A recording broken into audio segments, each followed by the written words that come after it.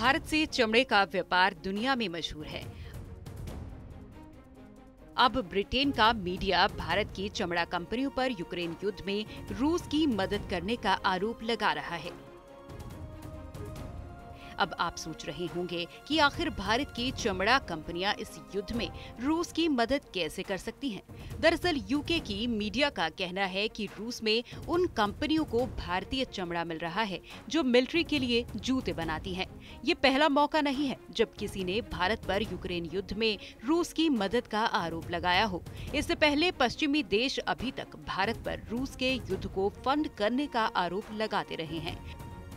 भारत से हर बार इसका करारा जवाब मिला है, जिसके बाद देश की सरकारें तो चुप हैं, लेकिन उनका मीडिया अब भारतीय कंपनियों को निशाने पर ले रहा है।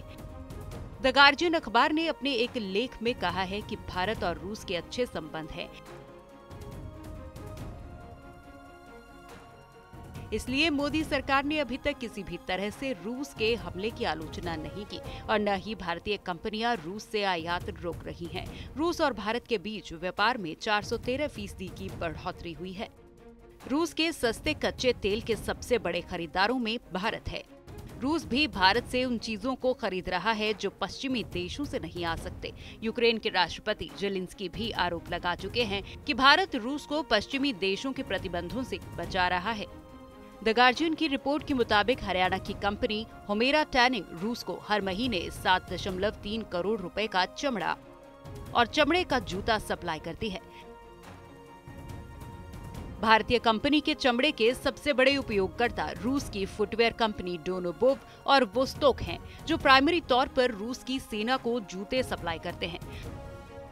2021 के पब्लिक रिकॉर्ड से पता चलता है कि डोनोबोव ने रूसी सेना के साथ लाखों रुपए के कॉन्ट्रैक्ट किए हैं, लेकिन युद्ध शुरू होने के बाद कोई डिटेल सामने नहीं आई।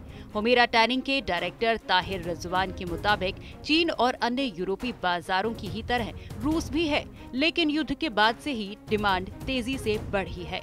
युद्ध शुरू होने से पहले कारोबार सिर्फ 10% था, लेकिन अब ये लगभग 70% है। डोनोबोव और वोस्तोक इनमें सबसे बड़े ग्राहक हैं। इसका कारण संभवतः पश्चिमी देशों से सामान न मिल पाना हो सकता है। रिपोर्ट के मुताबिक रूस के लिए महीने में अभी सिर्फ एक ही शिपिंग लाइन चल रही है, इसलिए चमड़े को तुर्की या ईरान के रास्ते से भेजना पड़ रहा है।